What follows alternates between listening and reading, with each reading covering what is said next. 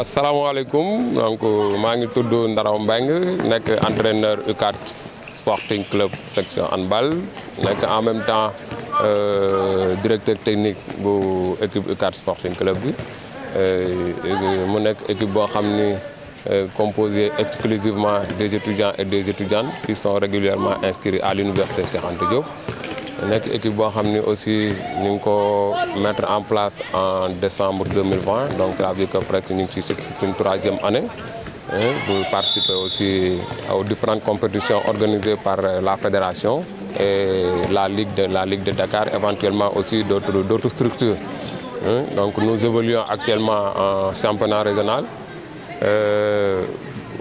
Peut-être que c'est la fédération qui a eu à réaménager les niveaux de championnat qui fait que nous évoluons en championnat régional. C'est les garçons comme c'est les filles. Par rapport à ça aussi, bon, nous avons, chez les garçons, ils ont joué 3 matchs pour 3 victoires. Chez les filles, c'est 5 matchs pour 5 victoires. Donc chacune des 2 équipes occupe la première place de sa poule. Éventuellement, nous allons préparer nos demi-finales du championnat régional sous forme de Final Four, comme les gens le disent. Et éventuellement aussi essayer de faire le maximum pour accéder en finale et pourquoi pas gagner les trophées. UCAD am équipe góor ak jigéen ñi fekk leen fii tey ngeen bokk benn terrain entraînement yi d'habitude naka lay demee.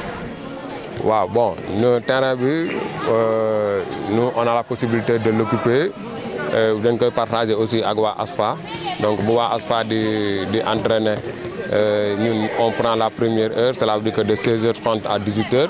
ASFA ñëw jël 18h à 19h30 20h ça dépend mais quand même bu fekkente ni ñoom newuñu fi donc nous on a les prérogatives d'occuper intégralement le terrain donc tout ça aussi c'est dû à une collaboration entre l'INSEP et le stade parce que au-delà de ça man maay jàngale fii aussi handball bi au niveau de l'INSEP donc c'est que nous donne les prérogatives ba mën a am loolu quoi voilà. D'accord ñu dégg ni seen joueurs yi dañoo majeure partie bi dañoo ñibbi woon donc démb ngeen reprendre seen entraînement yi est-ce que loolu doy na pour préparer demi-finale vu que vendredi. waaw donc loolu contexte bi ko andi aussi c'est dû à la fermeture de l'université qui fait que ni bi ñu terminer suñu match de poule yi xamuñu woon kan la ñuy commencer aussi suñu les demi-finales et finales.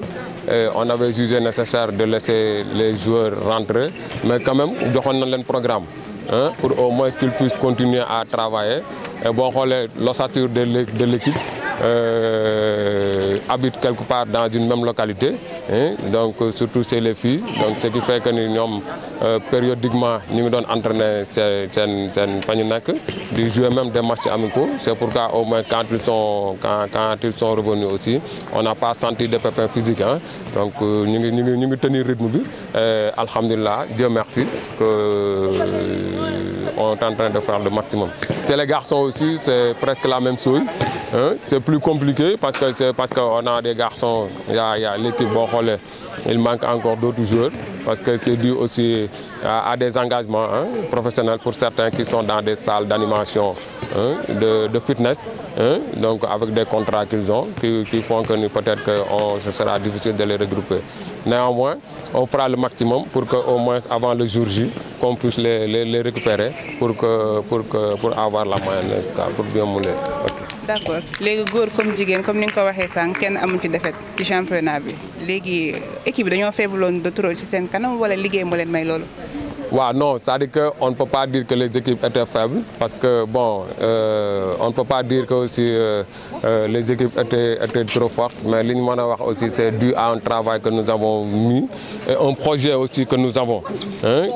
Bon, aussi dans notre équipe aussi, il faudra dire qu'on a des internationales qui évoluent en U20, donc c'est les filles, donc qui fait que peut-être que avec beaucoup d'engagement, elles se sont battues pour pouvoir vraiment répondre aux attentes de tout le monde. Parce que quand on parle de l'UCAD Sporting Club, c'est une grande institution parce que nous représentons l'université Cheikh Anta Diop et qui dit l'université Cheikh Anta Diop dit que vraiment c'est une institution de taille. Et je pense que képp ku fi nekk aussi, tu dois être à un cran au-dessus pour pouvoir répondre à toutes les attentes.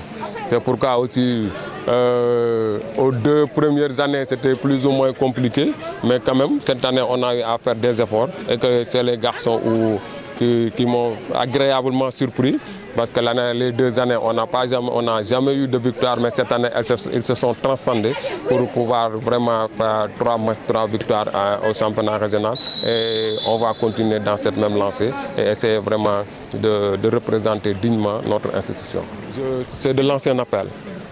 Lancer un appel à toute la communauté qui tourne autour du handball, que les gens ont besoin d'être aidés, que les gens ont besoin d'être accompagnés, surtout à leur avenir professionnel.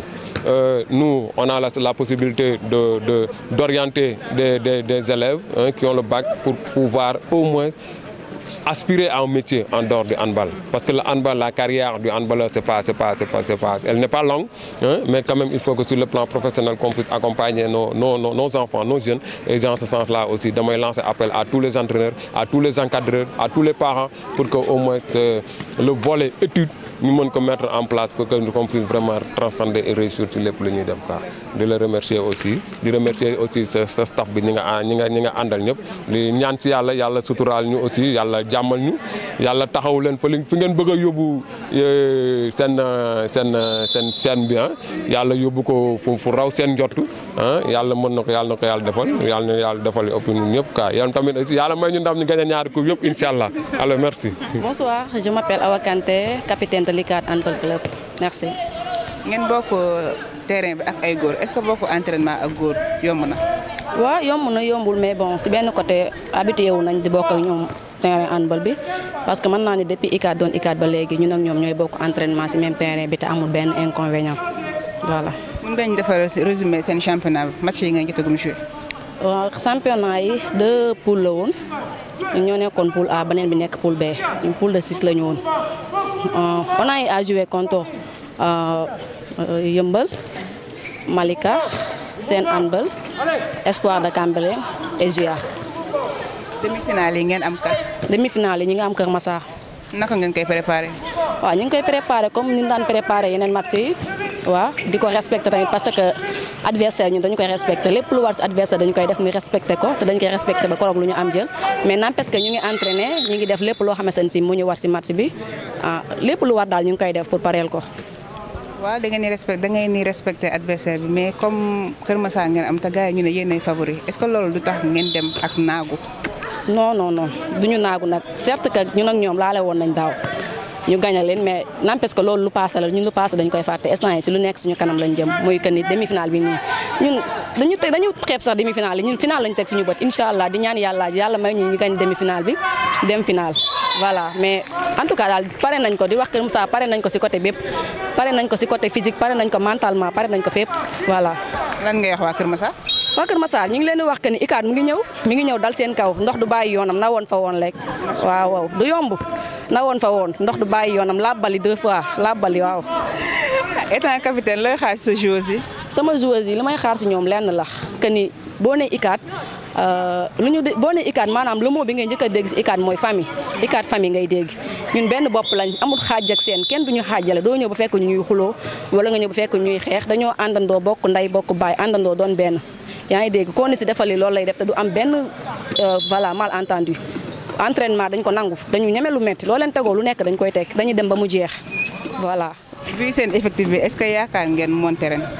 bien sûr mooy suñu objectif non tournoi de montée dañ fay dem incha allah voilà. mot de la fin. mot de la fin mooy di remercier yëpp di remercier suñu coach yi amuñu seen fay franchement parce que dañuy déplacé wu di jóge sori naaj bi dafay tàng teewul dañuy sonn ñëw bàyyi seen i activité yëpp ànd ak ñun si terrain bi di remercier tamit képp koo xamante ne si yaa ngi dagg say activité di ñëw di ñuy jàppale plus particulièrement à l'ASFA suñu dëkkandoo yi ñoom ñi nga xamante ne si chaque jour muy suba di ngoon dañuy entraîner matin di entraîner soir mais n'empêche que ñoom ñu ngi fi du ñuy recadrer di ñuy wax jaar leen fii def leen nii amuñu seen fay franchement voilà. man Ibrahima Sakho laa tudd je suis le capitaine de l'équipe ICAD Sporting Club handball section handball voilà c'est ça. ngeen bokk terrain bi ak ay jigéen est-ce que loolu yomb na. bon yomb na parce que ñun ñëpp on représente la même institut donc amul benn jafe-jafe parce que ñoom suñu ay rakk lañ ñun tamit mooy loolu seen ay grand lañ donc mooy loolu yàgg nañ ko bokk aussi di jouer ensemble donc je pense que amul benn problème buñ ci am. nga ma defal résumé seen match yi nga jotagum joué ba agsi fii demi-finale. waaw suñu match yi bon c'était un peu compliqué métti woon na mais ren moom xam ne dañoo nekkoon ci ay jafe-jafe si année yi nga xam ne moom la ñu weesu mais ren dañoo ñëw ak équipe boo xamante ne nii par exemple kenn ku nekk am nga envie gagner kenn ku nekk si ñun tey muy coach bi muy joueur yi am nga envie gagner tu comprends maintenant loolu la donc mooy loolu quoi xawoon na métti trajet bi xawoon na métti mais alhamdulilah yàlla def nañ ñu ngi demi-finale di ñaan suñu borom mu may ñu si ndam incha allah. ngeen def parcours sans défaite loolu lan moo leen ko may.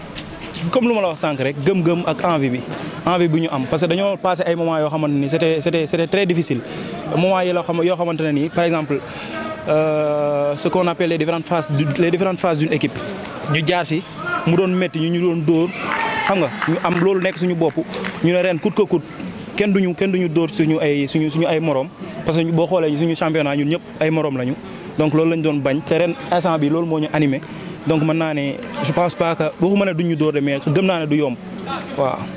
demi-finale bi nekk vendredi naka ngeen koy préparé. waaw comme ni ñuy préparé match yëpp juste que dafa nekk lu spécial mooy demi-finale mais lu fi nekkoon au début suñu premier match moom la ñuy continuer ba instant bii nii donc pratiquement dara changé wu si entraînement yi ñu ngi koy def comme ni ñu ko doon defee et mooy loolu je pense que dara changé wul si diggante bi. lan ngay wax waa golf ci match bi.